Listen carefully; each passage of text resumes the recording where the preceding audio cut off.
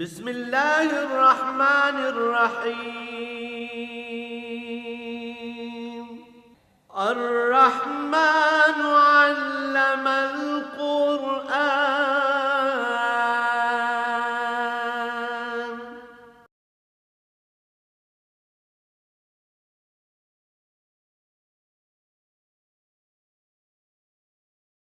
الحمد للہ رب العالمین والصلاة والسلام علی حبیبہ محمد وآلہ وصحبہ اجمعین۔ اعوذ باللہ من الشیطان الرجیم، بسم اللہ الرحمن الرحیم۔ وَإِنَّ يُونُسَ لَمِنَ الْمُرْسَلِينَ إِذْ أَبَقَ إِلَى الْفُلْكِ الْمَشْحُونِ فَسَاهَمَ وَكَانَ مِنَ الْمُدْحَضِينَ فَالْتَقَمَهُ الْحُوتُ وَهُوَ مُلِيمٌ فَلَوْلَا أَنَّهُ كَانَ مِنَ الْمُسَبِّحِينَ لَلَبِثَ فِي بَطْنِهِ إِلَى يَوْمِ يُبْعَثُونَ۔ اللهم سبحانك لا علم لنا إلا ما علمتنا إنك أنت العليم الحكيم۔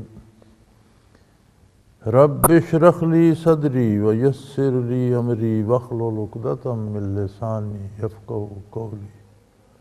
رب زدني علما۔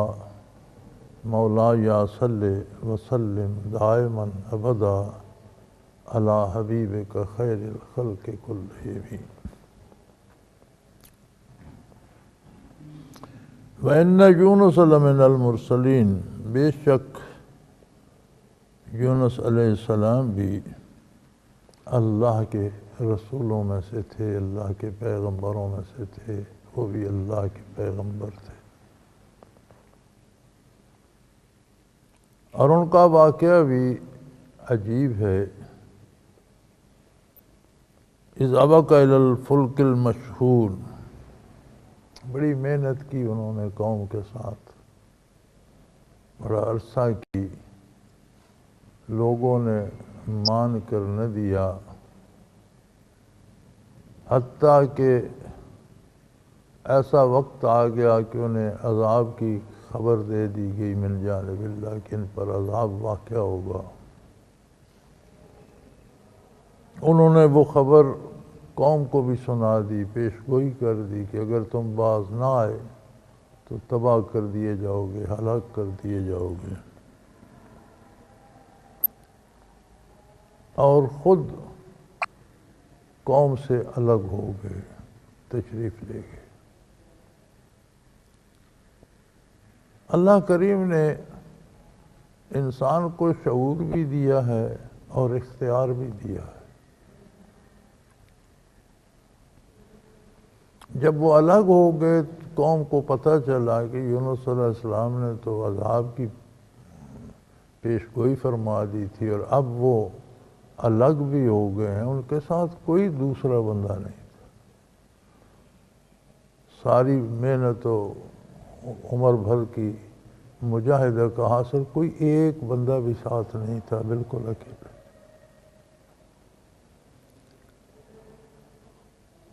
تو انہیں خیال ہوا کہ نبی کا ہجرت کر جانا تباہی کا سبب بن جائے گا۔ پہلی قوموں کے حالات بھی جانتے سنتے تھے کہ جب انبیاء الگ ہو گئے تو قومیں تباہ ہو گئیں۔ تو وہ اکابر جمع ہوئے، انہوں نے مشورہ کیا اور انہوں نے توبہ کر لیا، ورنہ ہم تباہ ہو جائیں گے۔ اللہ کتنے کریم ہیں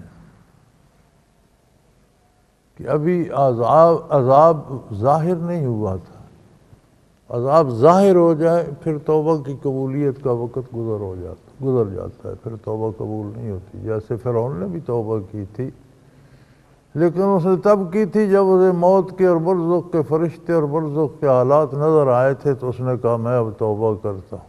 فرمایا وہ وقت گزر چکا، جب توبہ کا وقت تھا تم اس وقت اکڑتے تھے، کفر پر اصرار کرتے تھے، اب وہ وقت گزر چکا۔ تو چونکہ ایمان بالغیب مطلوب ہے، نبی کے ارشاد پر، اپنی عقل پر نہیں، اپنے تجربے پر نہیں، خود دیکھ کر ماننا شرط نہیں۔ جب دیکھ لیا تو مانے گا نہیں تو کیا کرے گا؟ شرط ایمان بالغیب ہے، ایک کی تصدیق ہو، اور یہ ایسی ضروری ہے کہ اگر ہماری عقل اس بات کو نہ بھی مانے، بالکل عقل کی سمجھ میں نہ آئے، عقل میں وہ بات نہ آئے، ہمارے شعور میں نہ بیٹھتی ہو، ہماری سمجھ میں نہ آئے، لیکن نبی نے فرما دی تو اس کو ماننا ہی ایمان ہے۔ دنیا کے مختلف علوم، سائنس تنقید کرتی ہے، مختلف تجربے تنقید کرتے ہیں، مختلف علوم ہیں، نجوم ہے، علم نجوم ہے اور اس طرح کی ہیں، یہ لوگ مختلف پیش گوئیاں کرتے ہیں، مختلف باتیں کرتے ہیں، لیکن جو بات نبی سے ثابت ہو جائے کہ یہ اللہ کے رسول کا ارشاد ہے، اس کا ماننا ہی ایمان ہے، ان سب کو ٹھکرا دینا ہی ایمان۔ اور ایمان بالغیب شرط ہے کہ صرف نبی کی صداقت پر، نبی کی گواہی پر اس پر یقین رکھتا ہوں۔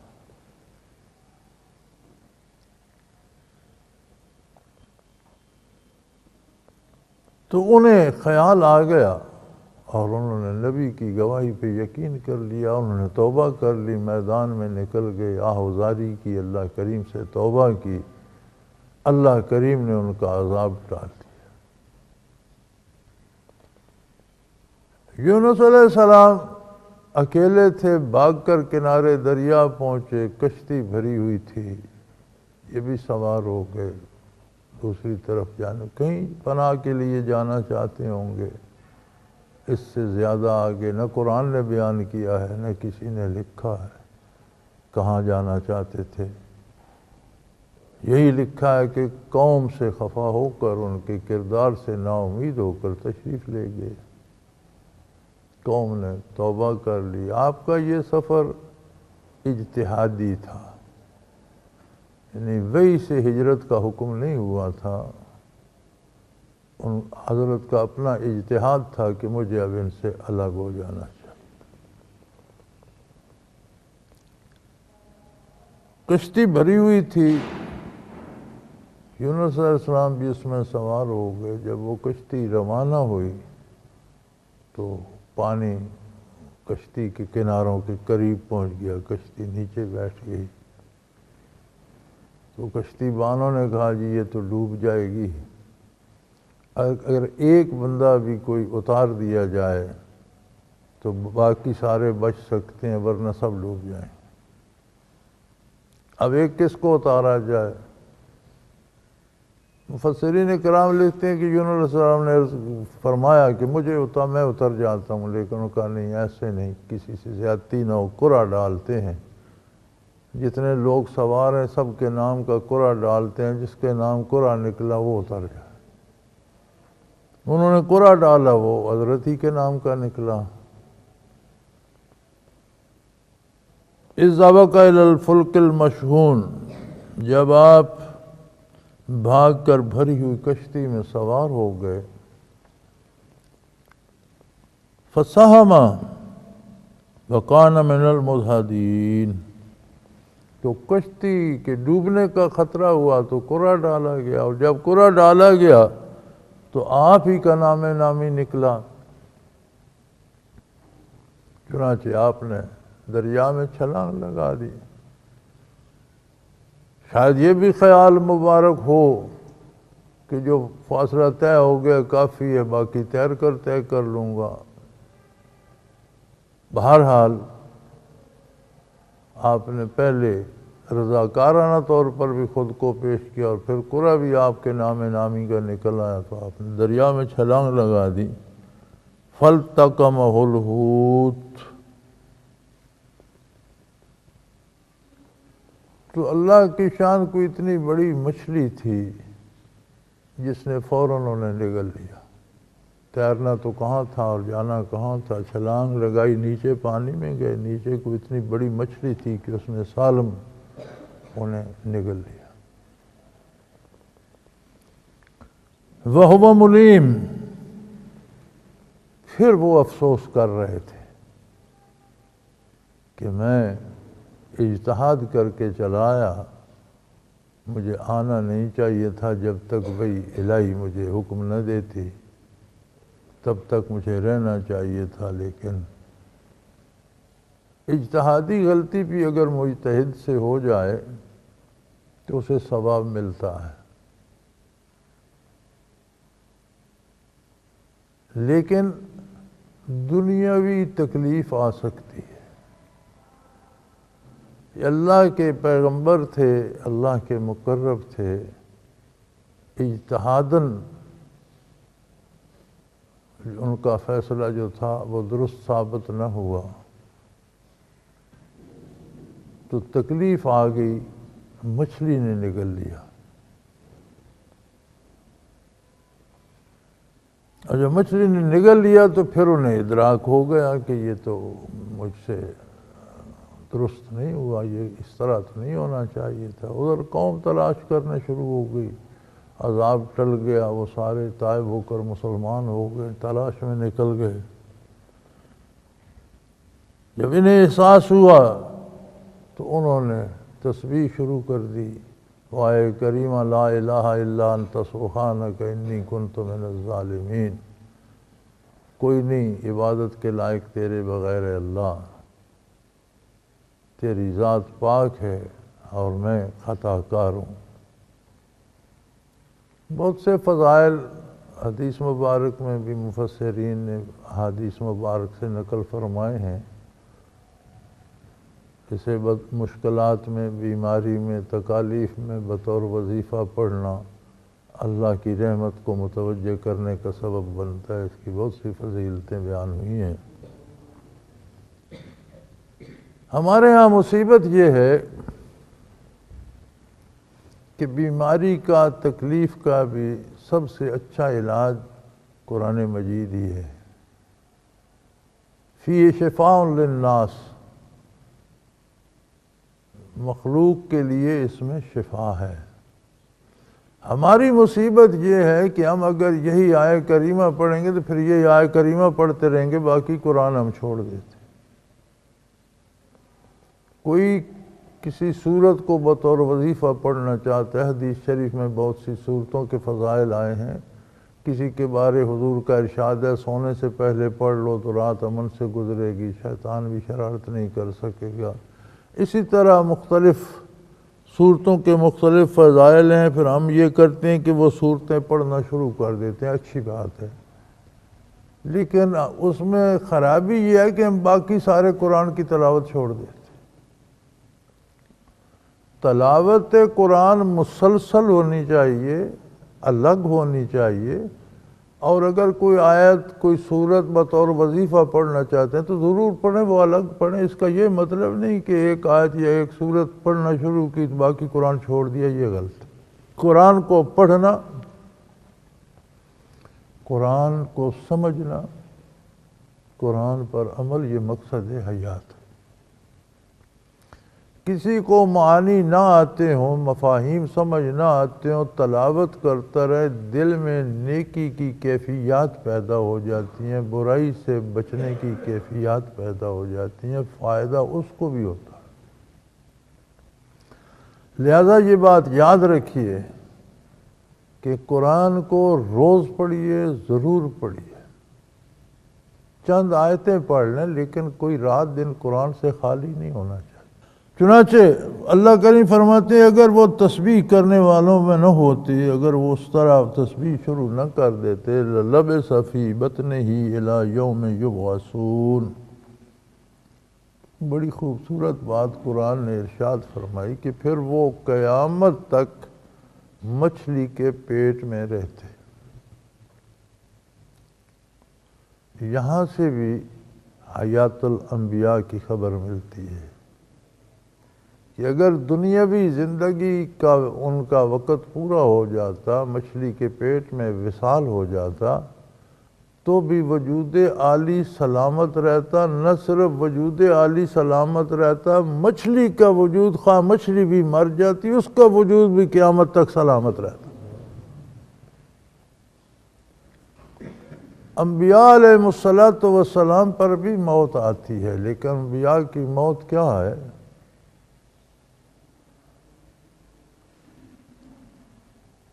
وہ ایک جگہ سے دوسری جگہ عالم دنیا سے عالم برزخ میں تشریف لے جاتے۔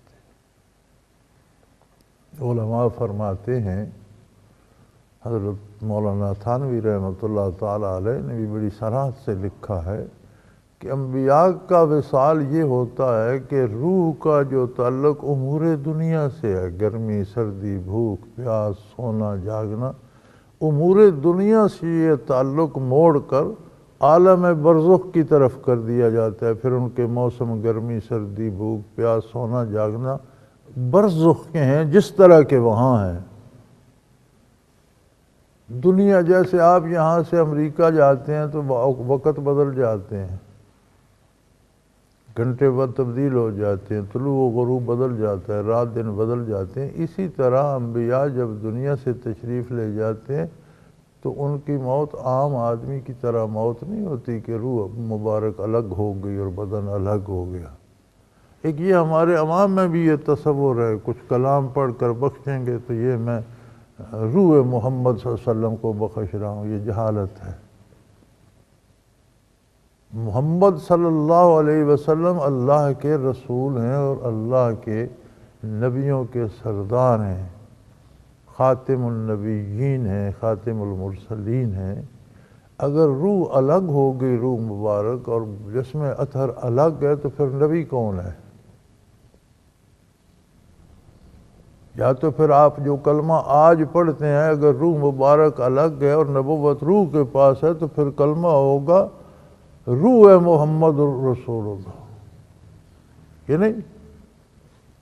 اور اگر بدن مبارک کے پاس نبوت پھر کس کے پاس ہے؟ بدن مبارک کے پاس ہے یا روح کے پاس؟ تو آپ کلمہ تو محمد صلی اللہ علیہ وسلم کا پڑھتے ہیں، محمد تو روح مال جسد کا نام، محمد صلی اللہ علیہ وسلم جسم اور روح دونوں کے ملنے کا نام۔ تو پھر آپ کو اپنا کلمہ درست کرنا چاہیے۔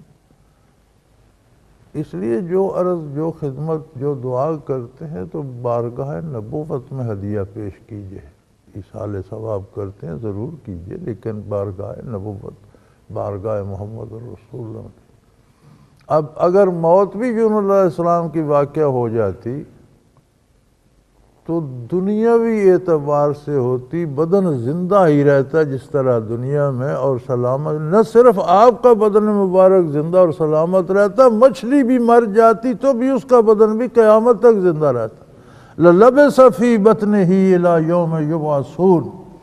اگر تسبیح نہ کرتے، اللہ قبول فرما کر انہیں واپس باہر دنیا میں نہ لے آتا، مچھلی کے پیٹ میں وصال ہو جاتا تو وہ بھی قیامت تک وجود مبارک بھی رہتا اور مچھلی بھی قیامت تک باقی رہتی اور اسی پیٹ میں محفوظ رہتی۔ نہ صرف وجود عالی کو دوام ہوتا بلکہ وہ مچھلی بھی آپ کے بدن مبارک کا آپ کا گھر بن کر قیامت تک باقی رہتی۔ اس کا مطلب ہے کہ نبی انبیاء کا اتباع کرتے ہوئے جو لوگ جان دے دیتے ہیں وہ شہید ہیں، اور قرآن کہتا ہے شہید کے بارے گمان بھی نہ کرو کہ وہ مر گیا، وہ زندہ ہے۔ تو خود نبی کی حیات کا کیا عالم ہوگا۔ فَنَبَذْنَاهُ بِالْعَرَاءِ وَهُوَ سَقِيمٌ۔ چنانچہ ہم نے مچھلی کو حکم دیا، اس نے انہیں کنارے پر میدان میں ڈال دیا، وَهُوَ سَقِيمٌ، اور وہ بہت نحیف و نزار ہو چکے تھے۔ انسانی جسم میں تو وہ تبدیلیاں آتی ہیں، مچھلی کے پیٹ میں تو اب ایسا معدے میں ایسا لعاب ہوتا ہے جو ہر چیز کو گلا کر ہضم کر دیتا ہے، لیکن یہ چونکہ نبی تھے، نہ ان کے پر موت وارد ہوئی، نہ انہیں کوئی تکلیف ہوئی، لیکن جسم تو متاثر ہوا، کھال نرم ہو گئی، جسم کمزور ہو گیا، گل گیا۔ تو فرمایا وَأَنبَتْنَا عَلَيْهِ شَجَرَةً مِّن يَقْطِينٍ، ہم نے ان پر ایک بیل اگا دی۔ وہ بیل کے پتے چوڑے بھی ہوتے ہیں، سایہ دار بھی ہوتے ہیں، نرم بھی ہوتے ہیں، پھر درمیان میں خلا بھی ہوتا ہے، ہوا بھی، دھوپ نہیں گزرتی، ہوا گزرتی ہے۔ تو اللہ کریم نے اسباب دنیا میں، دنیا کے اسباب ضروری ہیں۔ جب آپ کمزور تھے تو اللہ کریم نے ایسی پھلدار بیل اگا دی کہ اس کے پھل بھی ان کی صحت کے لیے ضروری تھے، ان کی غذا کا اہتمام بھی ہو گیا، سایہ بھی ہو گیا، اور ایسا سایہ ہوا کہ اس میں سے ہوا کا گزر بھی ہوتا رہے۔ اور کچھ دنوں بعد وہ تلاش کرتے ہوئے ان کے امتی وہاں پہنچ گئے، چنانچہ آپ کو پھر واپس ساتھ لے گئے اور پھر آپ نے وہاں عمر بسر فرمائی۔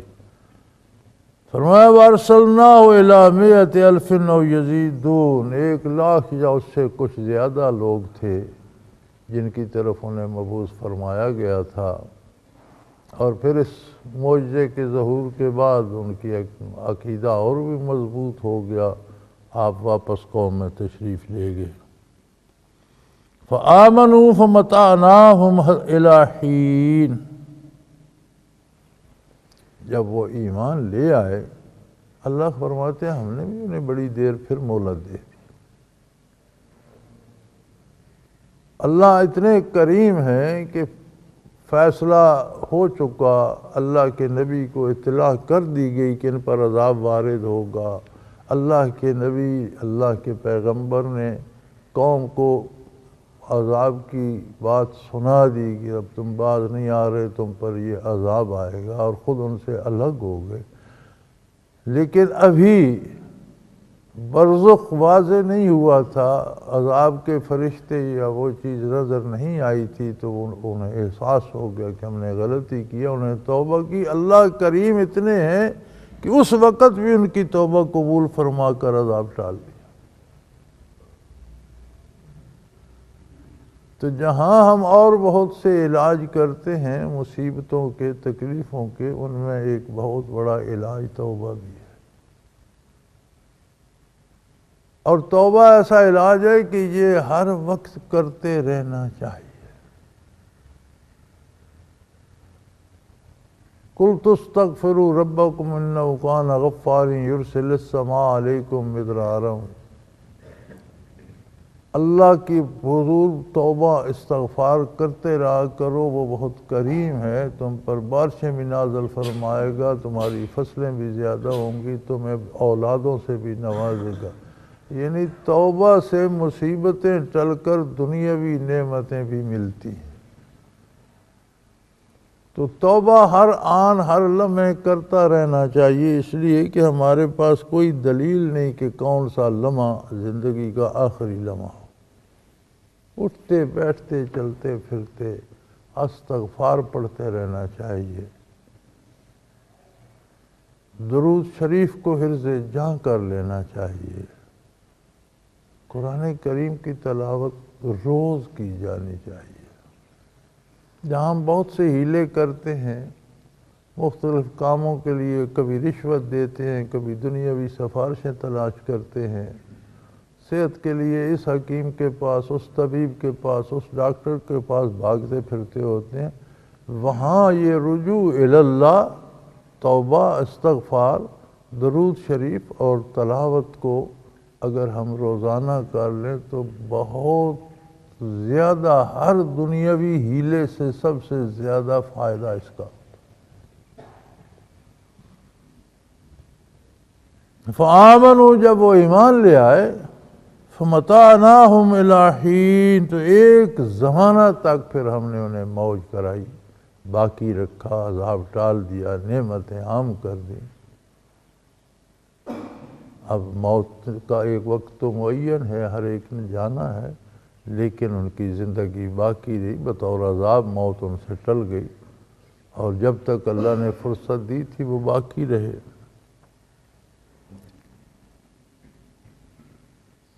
وہ بھی اسی طرح پہلے عقلیں دوڑاتے تھے،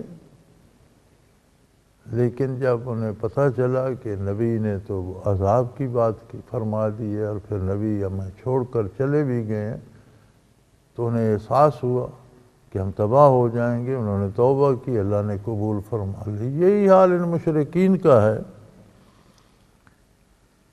مشرکین میں کچھ ایسے بھی لوگ تھے جو فرشتوں کو پوجتے تھے، عجیب عجیب طرح کے مشرکانہ اور کافرانہ عقائد مکہ مکرمہ میں جمع ہو گئے تھے۔ کوئی سورج کو پوج رہا ہے، کوئی ستاروں کو پوج رہا ہے، کوئی بت کو پوج رہا ہے، کوئی فرضی خداؤں کو پوج رہا ہے، کوئی کہنوں اور جوگیوں کو پوج رہا ہے، طرح طرح کے تماشے تھے۔ ان میں ستارہ پرست بھی تھے جو ستاروں کو پوجتے تھے، اور وہ کہتے تھے یہ ستارے اللہ کی بیٹیاں ہیں۔ فرمایا اللہ اتنے کریم کہ اتنی گئی گزری قوم جسے اس کا نبی بھی چھوڑ کر چلا گیا، انہوں نے توبہ کی تو اللہ نے قبول کر لی۔ یہ بدبخت توبہ کیوں نہیں کرتے؟ یا ان سے پوچھئے فاستفتہم الربک البنات ولہم البنون، ان سے پوچھئے کہ ان عربوں کے ہاں بچی ہوتی ہے تو اسے زندہ گاڑ دیتے ہیں، قتل کر دیتے ہیں، یا بڑے مایوس ہوتے ہیں، بڑے شرمندہ ہوتے ہیں۔ اپنے لیے تو بیٹے پسند کرتے ہیں، اور اللہ کے لیے اولاد مانی بھی تو بیٹیاں مان رہے ہیں۔ اپنی بیٹی ہو تو بڑے پشیمان ہوتے ہیں، بڑے پریشان ہوتے ہیں۔ ہمارے ہاں بھی یہی ہے، بیٹی ہو جائے تو پریشان ہو جاتے ہیں، بیٹا ہو تو خوش ہوتے ہیں۔ خواہ بیٹا بڑا ہو کر جوتے مارے، بیٹی بڑی ہو کر خدمت بھی کرے، لیکن ہونا بیٹا چاہیے۔ عربوں میں ذرا زیادہ تھا یہ، بیٹیوں کو تو زندہ درگور کر دیتے تھے۔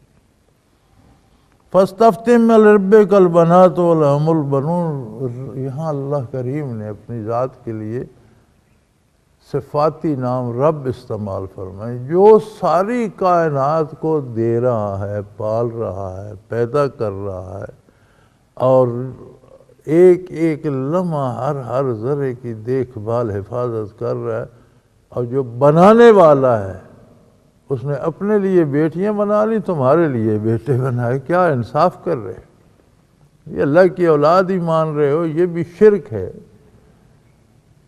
تو پھر اپنے لیے بیٹے پسند کرتے ہو، اللہ کے لیے بیٹیاں۔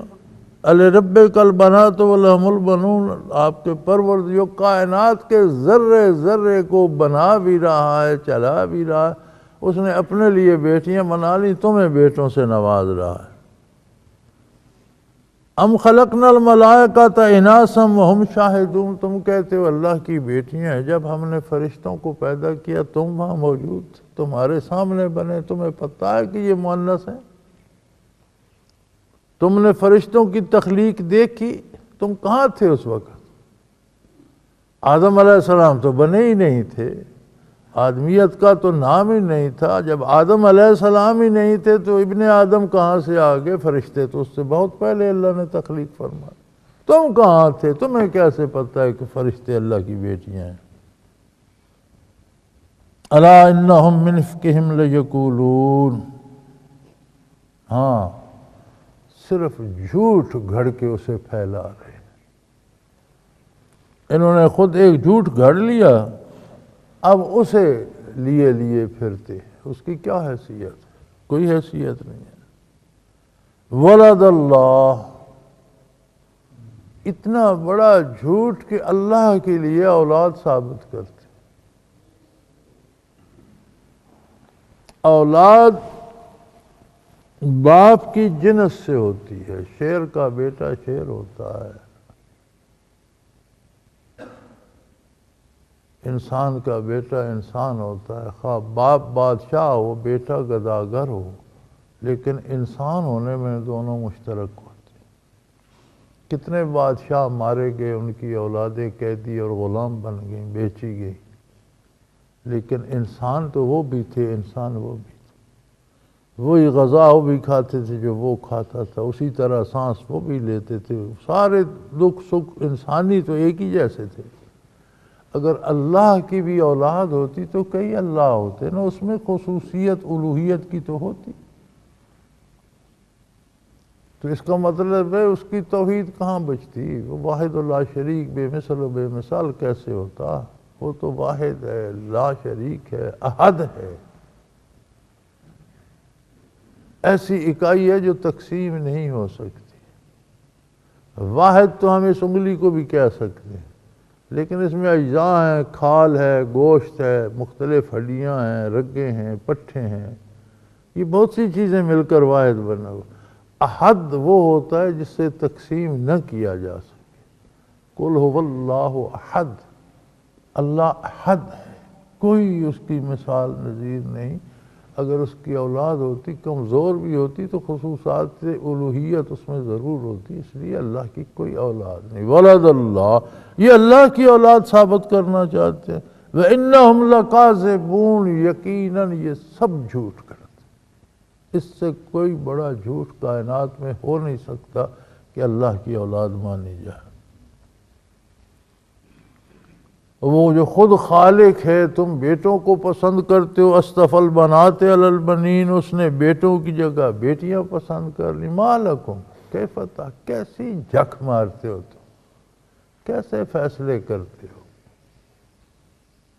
دنیاوی اعتبار سے بھی تمہارے فیصلوں میں بودا پن ہے، اور اللہ کی بارگاہ میں تو یہ سارے جھوٹ اور غلط ہیں۔ افلا تذکرون، کیا تم اپنی ان خرافات پر کبھی غور نہیں کرتے، کبھی سوچتے نہیں ہو؟ کفر و شرک کا ہر انداز جاہلانہ ہے، کبھی بیٹھ کر غور تو کرو، سوچو تو صحیح۔ ام لکم سلطان مبین، کیا تمہارے پاس کوئی دلیل ہے؟ دلائل تین قسم کے ہوتے ہیں۔ سب سے پہلی دلیل ہوتی ہے نقلی، کسی نے لکھی ہو وہ بات، کسی محقق نے تحقیق کر کے وہ بات لکھی ہو، یا کسی آسمانی کتاب میں وہ بات آئی ہو، یا اس کی تشریح میں کسی نے لکھی ہو، تو پہلی دلیل ہوتی ہے دلیل نقلی، کہ کس نے یہ بات کی اور کون اس کا ذمہ دار ہے اور کون اس کی شہادت دیتا ہے کہ یہ بات ایسے کہاں سے نقل ہو کر آئی۔ دوسری دلیل ہوتی ہے عقلی، انسانی عقل، تمہارا اپنا دماغ، وہ کیا کہتا ہے، کیا ایسا ہو سکتا ہے، ایسا ممکن ہے۔ تیسری دلیل ہوتی ہے مشاہدہ، نہ نقل کی ضرورت پیش آئی نہ عقل کی ضرورت پیش آئی، وہ چیز خود دیکھ لی، مشاہدہ ہو گیا ذاتی۔ تو فرمایا ام لکم سلطان مبین، ان تین طرح کے دلائل میں سے تمہارے پاس کوئی دلیل ہے؟ تین ہی طرح کے دلائل ہیں کل، ان میں کوئی دلیل تمہارے پاس ہے؟ کسی کتاب میں پہلے نقل ہوئی ہو یہ بات کہ اللہ کی اولاد ہے؟ فاتو بکتابکم ان کنتم صادقین، اگر تم سچے ہو تو پھر وہ کتاب پیش کرو جس میں یہ بات ہے، اگر نہیں تو تمہاری عقل کیا کہتی ہے، سوچ کر بتاؤ، کیا کوئی اللہ کی اولاد ہو سکتی ہے؟ کوئی اس جیسا دوسرا ہو سکتا ہے؟ اوصاف الوہیت کیا تقسیم ہو سکتے ہیں؟ پھر تو کئی الہ بن جائیں گے۔ یا پھر تمہارا مشاہدہ کیا کہتا ہے؟ اس کا مطلب ہے کہ نبی اکرم صلی اللہ علیہ وسلم کی ذات کی ثبوت کے لیے تینوں طرح کی دلیلیں موجود ہیں۔ دلائل نقلی موجود ہیں کہ تمام پہلی کتب میں اور تمام انبیاء نے آپ کی بعثت کی خبر دی، یہ دلائل نقلی ہیں۔ دلائل عقلی موجود ہیں، اللہ نے قرآن میں دلائل دیے ہیں کہ 40 برس عمر کا بہت بڑا حصہ آپ صلی اللہ علیہ وسلم نے تم لوگوں کے درمیان گزارا ہے، تم نے کوئی غلطی، کوئی خطا، کوئی جھوٹ آپ سے دیکھا؟ جو شخص اتنے طویل عرصہ کسی انسان پر جھوٹ نہیں بولتا، 40 کے بعد تو عمر میں سنجیدگی شعور میں آ جاتی ہے، وہ ایک دم سنجیدہ ہو کر معاذ اللہ اللہ پر جھوٹ بولنے لگ گیا۔ یہ دلیل عقلی ہے، ایسا نہیں ہو سکتا۔ اور جو آپ کا اتباع کرتے ہیں اور اطاعت کرتے ہیں انہیں مشاہدہ بھی ہو جاتا ہے۔ حضرت علی رضی اللہ عنہ کا ایک قول ہے کہ اگر آج قیامت واقع ہو جائے تو مجھے کوئی حیرت نہیں ہو، کہ اکثر مخلوق تو قیامت قائم ہوگی تو متعیر ہوگی کہ وہ دوزخ، یہ جنت، یہ فرشتے آگے، یہ عذاب، یہ ثواب۔ فرمایا مجھے سب کچھ پہلے سے روشن ہے، حیرت کس بات کی؟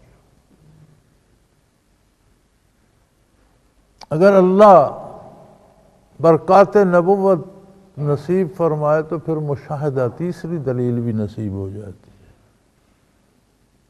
فرمایا یہ تو ایسے جاہل ہے، کبھی کہتے ہیں اللہ کی اولاد ہے، پھر کہتے ہیں نہیں فرشتے اللہ کی بیٹی ہیں، پھر کہتے ہیں نہیں وَجَعَلُوا بَيْنَهُ وَبَيْنَ الْجِنَّةِ نَسَبًا، پھر کہتے ہیں نہیں جن اللہ کے عزیز ہیں اور اللہ کی اولاد ہیں اور اللہ کے بیٹے بیٹی ہیں۔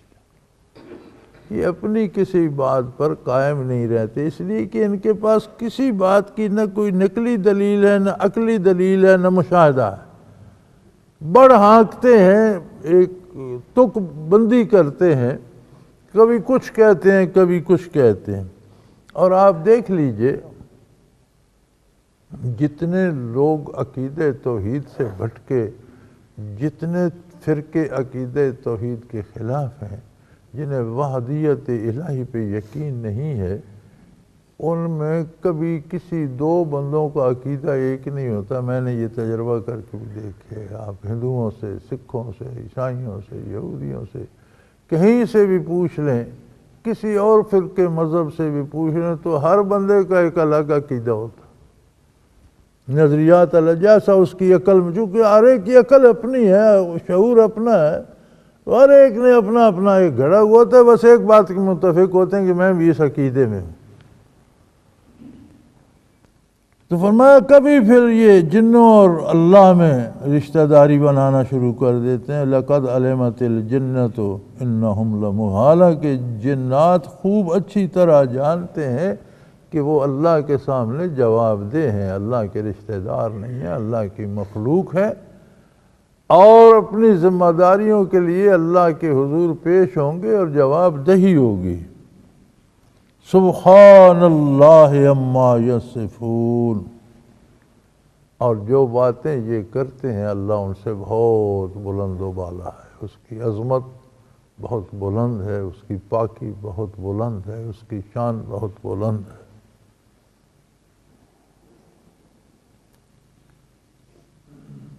الا عباد اللہ المخلصین،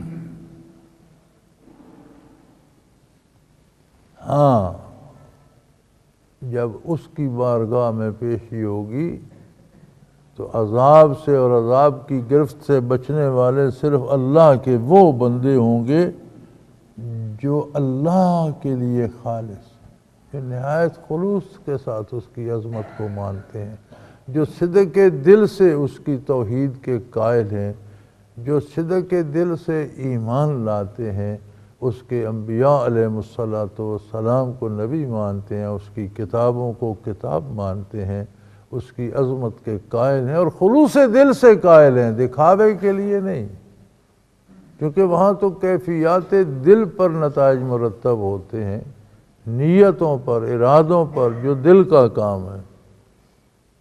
تو فرمایا سوائے ان لوگوں کے جو خلوص کے ساتھ اللہ کے بندے ہیں، سب مبتلا عذاب ہوں گے، اور تم اے کفار و مشرکین، تم اور جن کو تم پوجتے ہو، سب مبتلا عذاب ہوں گے۔ نہ صرف تم مبتلا عذاب ہوگو، جن کی تم پوجا کرتے اور اس پوجا پہ راضی ہیں۔ دو طرح کی ہستیوں کو پوجا جاتا ہے، ایک وہ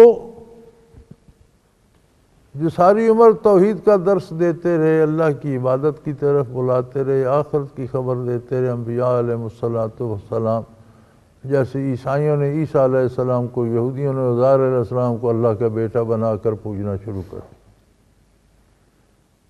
اس میں ان ہستیوں کا پر کوئی الزام نہیں آتا، یہ ان کے ذمہ بھی انہوں نے الزام لگا کر، تہمت لگا کر ان کی بھی توہین کی، لہذا اللہ کی نافرمانی اور انبیاء پر الزام لگانے کے دوہرے عذاب ان پر ہوں۔ ایک وہ جیسے شیطان اور جنات اپنے پیچھے لگانے کی کوشش کرتے ہیں اور گمراہ کرتے ہیں لوگوں کو، تو فرمایا یہ بھی تمہارے ساتھ جہنم میں جل رہے ہوں گے، پتہ چل جائے گا کہ ان کی طاقت کتنی ہے۔ معبودان باطلہ، اور تم اکٹھے اضلاع کا عذاب بھگت رہے ہوگے۔ وما انتم علیہ بفاتنین، اور تم اللہ کے عذاب سے جان بچا نہیں سکو گے کہ کوئی بہانہ کر کے کہیں چھپ کر کوئی ذریعہ اختیار کر کے عذاب سے بچ جائے، ایسا نہیں ہو سکے گا۔ الا من وصال الجحیم، اور کوئی تمہیں اس غلط راہ پہ لے جا بھی نہیں سکتا۔ یہ جو ایک بات بنی ہوئی ہے نا، مجھے شیطان نے بہکا دیا جی، وہ جی نفس سے مقابلہ آ گیا، یہ ساری مفروضیں ہیں۔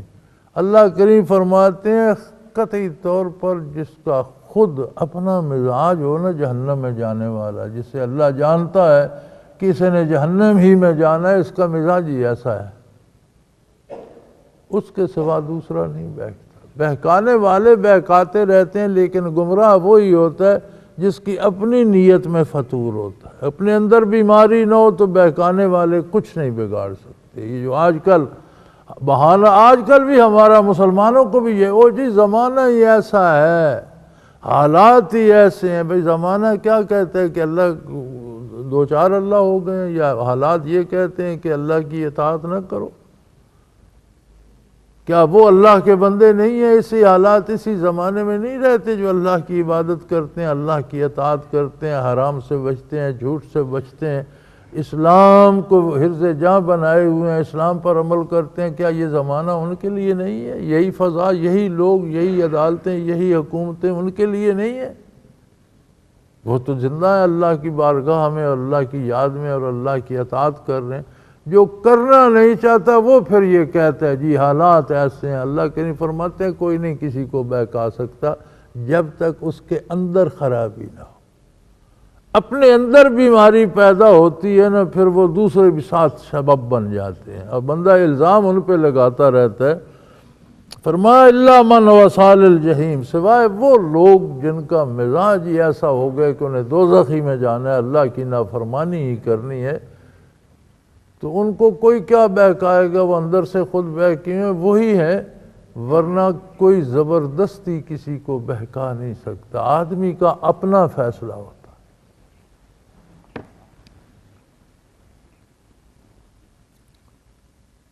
اور فرشتوں کا تو عالم یہ ہے کہ وہ فرماتے ہیں، عرض کرتے ہیں ما منا الا لہ مقام معلوم، ہم میں سے ہر ایک کا ایک مقرر شدہ مقام ہے جہاں ہم ہر وقت اللہ کی اطاعت میں کمر بستہ ہیں، لیکن ہمارا مقام نہ کم ہوتا ہے نہ زیادہ ہوتا ہے۔ فرشتہ تخلیق سے لے کر قیامت تک اطاعت الہی میں لگا رہتا ہے، جو حکم ہوتا ہے اس کی تعمیل کرتا ہے۔ لا یعصون اللہ یفعلون ما یؤمرون، اللہ کی نافرمانی ہرگز نہیں کرتے، وہی کام کرتے ہیں جس کا حکم، اس کے باوجود اس کی ترقی نہیں ہوتی، اس کے لیے مقام ہے، معلوم ہے، مقرر جگہ ہے۔ ترقی کیوں نہیں ہوتی؟ اس لیے کہ اسے کوئی معنی نہیں ہے۔ یہ انسان ہے جو خوش قسمت ہے کہ جب وہ اللہ کی طرف آتا ہے، اطاعت کرتا ہے، تو اسے ترقی درجات نصیب ہوتی ہے، اور جہاں تک اللہ چاہے ساری زندگی ترقی کرتا رہے تو وہ منزلیں ختم نہیں ہوتی، ہمیشہ ہمیشہ کے لیے اس کے درجات بڑھتے چلے جاتے ہیں۔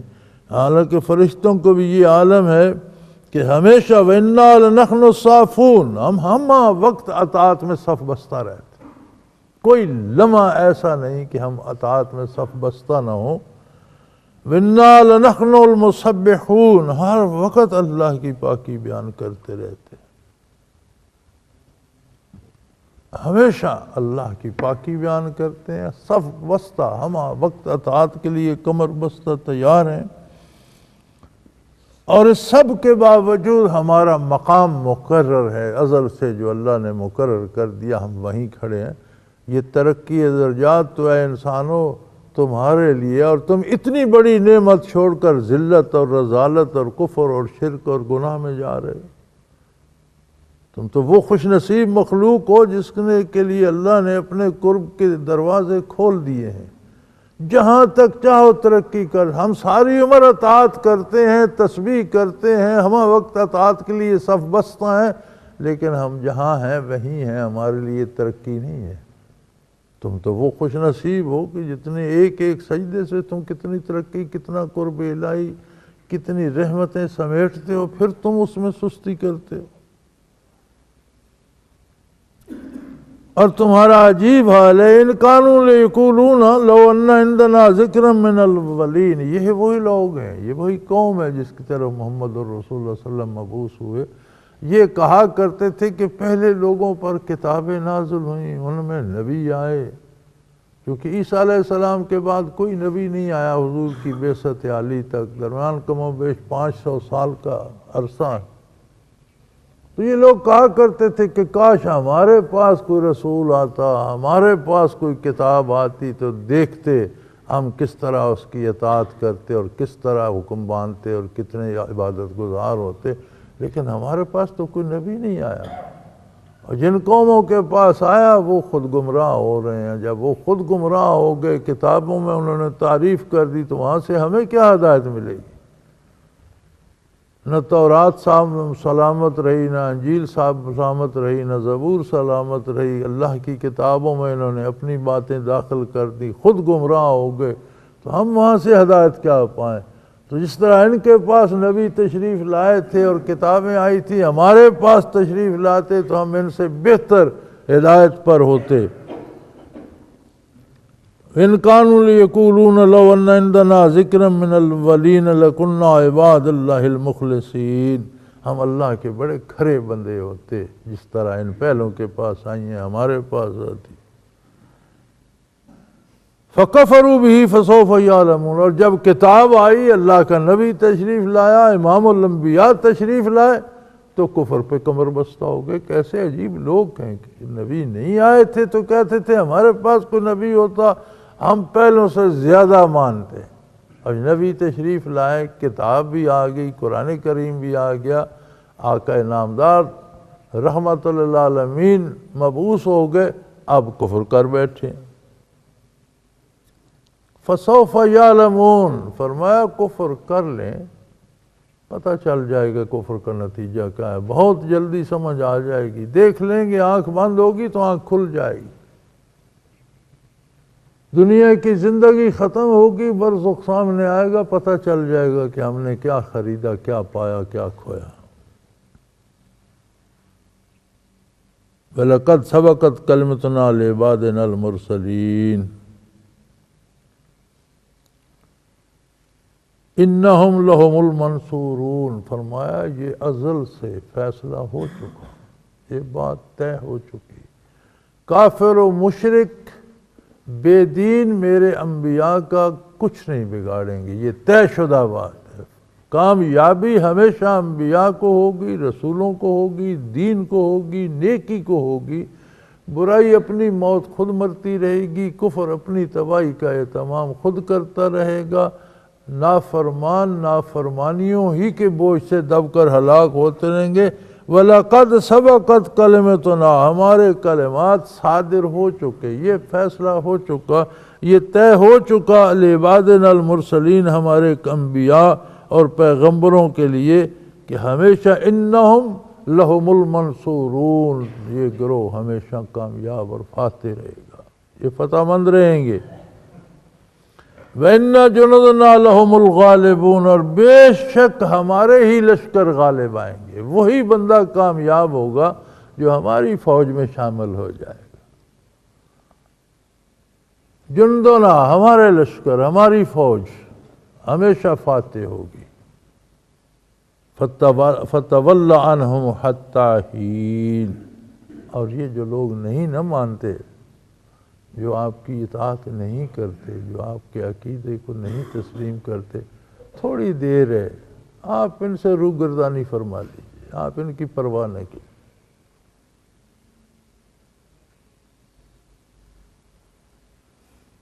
وَأَبْصِرْهُمْ فَسَوْفَ يُبْصِرُونَ،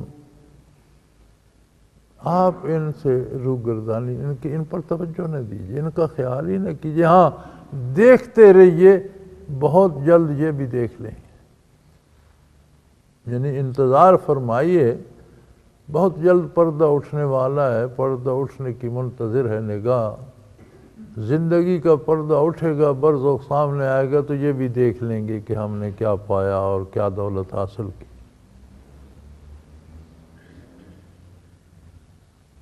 کافر و مشرک کو دنیا میں جو آخری سزا دی جاتی ہے وہ یہ ہے کہ پیغمبر صلی اللہ علیہ وسلم کو فرما دیا جاتا ہے کہ آپ ان پر اب توجہ نہ فرمائیے، ان کی پرواہ کرنا چھوڑ دیجیے۔ وہ جس کی پرواہ اللہ کے نبی نے چھوڑ دی اس کے پاس بچنے کا کوئی راستہ، وہ نہیں بچ سکتا۔ اللہ بھی کریم ہے، اللہ کے رسول بھی کریم ہیں۔ یا رب تو کریمی و رسول تو کریم، صد شکر کے ہستے میان دو کریم۔ اللہ تو بھی کریم ہے، تیرا رسول بھی، اور یہ تیرا احسان ہے کہ ہم دو کریموں کے درمیان آ گئے۔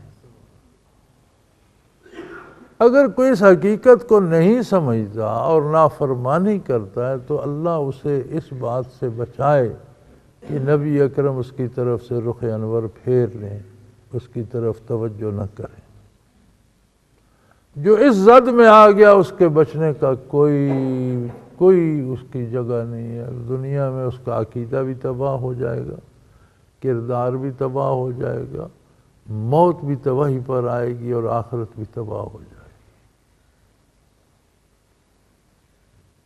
تو کیا طریقہ کیا جائے، کیا ہیلہ کیا جائے، کس بات پر نبی اکرم صلی اللہ علیہ وسلم خوش ہوں گے اور کس بات پر وہ ہماری طرف متوجہ ہوں گے، یہ فیصلہ ہر بندے کا اپنا ہے۔ نبی صلی اللہ علیہ وسلم کو خوشی ہوگی کہ آپ ان کا لایا ہوا دین قبول کریں۔ نبی کریم صلی اللہ علیہ وسلم کو خوشی ہوگی کہ آپ کے عقائد صاف ستھرے، روشن سورج کی مانند، اللہ کی توحید، نبی کی رسالت، کتاب اللہ پر ایمان، آخرت پر، ضروریات دین پر ایمان، حضور خوش ہوں گے۔ پھر جب اس ایمان کے مطابق آپ عمل کریں گے، آمنوا وعملوا الصالحات، ایمان کے گواہ ہے کردار۔ جب آپ سجدے دیں گے خلوص کے ساتھ، خشوع و خضوع کے ساتھ نمازیں پڑھیں گے، حلال رزق کمائیں گے، بچوں کو اسلامی تعلیمات بھی دیں گے، دنیاوی معلومات بھی دیں گے، دنیا کے کام دین کے مطابق کریں گے، دین کو دنیا کے تابع کر کے مروڑیں گے نہیں۔ دین حاکم ہے، اس کے تابع ہر چیز رکھو تو دین رہتے ہیں۔ اگر دین کو محکوم کرنا چاہیں تو وہ رخصت ہو جاتا ہے، بے دینی بن جاتی ہے، دین نہیں رہتا، دین محکوم نہیں ہوتا۔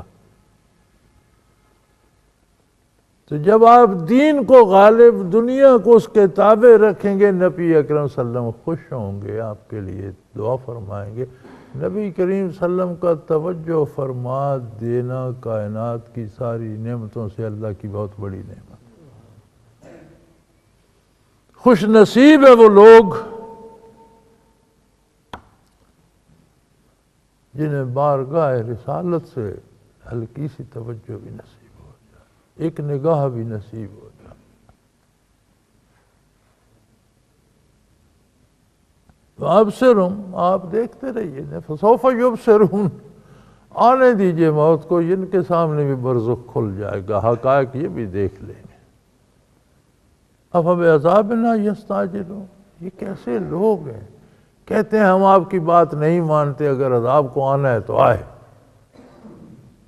انہیں یہ شعور ہی نہیں ہے کہ اللہ کا عذاب کتنی مشکل ہوتا ہے۔ عذاب خود لفظ ہی کتنا سخت ہے اور اس میں کتنی شدت ہوتی ہے۔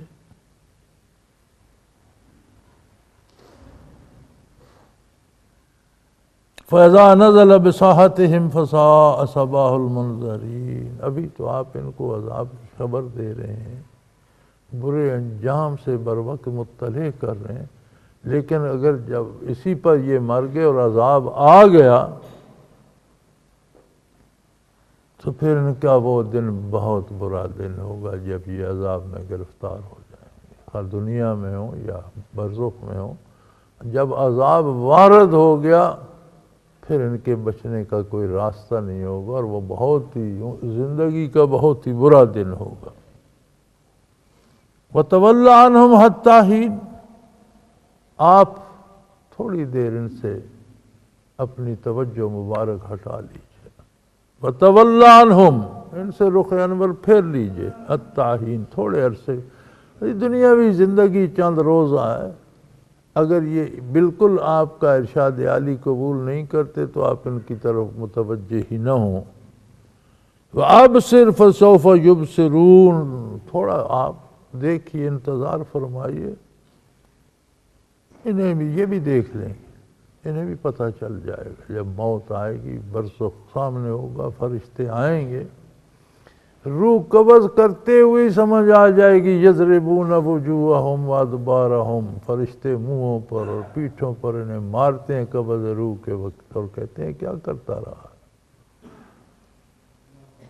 سبحان ربک رب العزت عما یصفون، آپ کا پروردگار پاک ہے، بڑی عظمت والا ہے، اور جو باتیں یہ کرتے ہیں اس کی شان ان سے بہت بلند و بالا ہے۔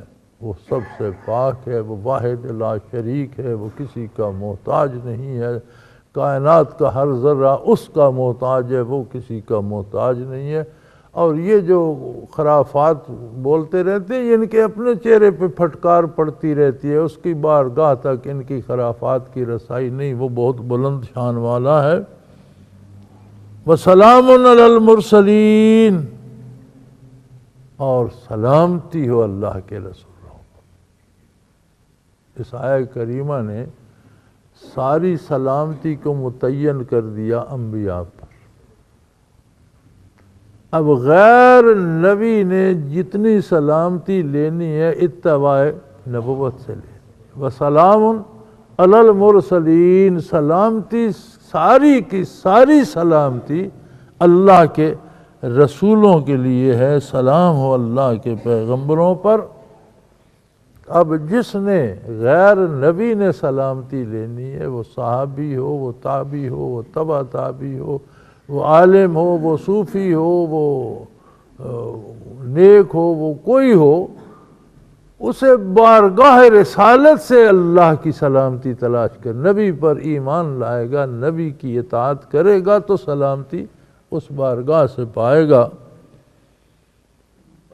والحمد للہ رب العالمین، اور تمام کمالات، تمام خوبیاں، تمام اچھائیاں، سارے کا سارا حسن، سارے کے سارے کمالات اس واحد لا شریک کو سزا ہوا۔